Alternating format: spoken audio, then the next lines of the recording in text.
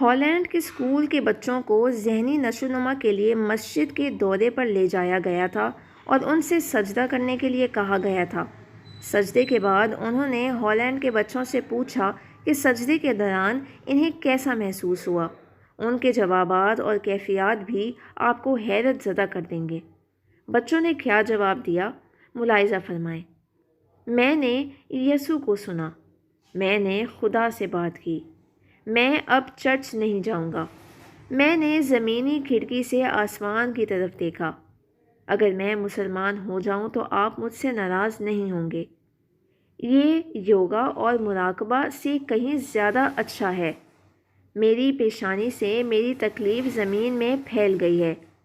میں نے مسلمانوں کے خدا کو دیکھا، اس نے بھی مجھے محبت کے ساتھ مدعو کیا۔ ستارے مجھ تک پہنچے اور انہیں دیکھا۔ میں نے روشن لوگوں کو دیکھا، خدا نے ان سے محبت کی۔ ہم ہلکی ہلکی کاروں پر آسمان پر چڑھے۔ کیا مسلمانوں کا خدا ڈچ زبان بولتا ہے؟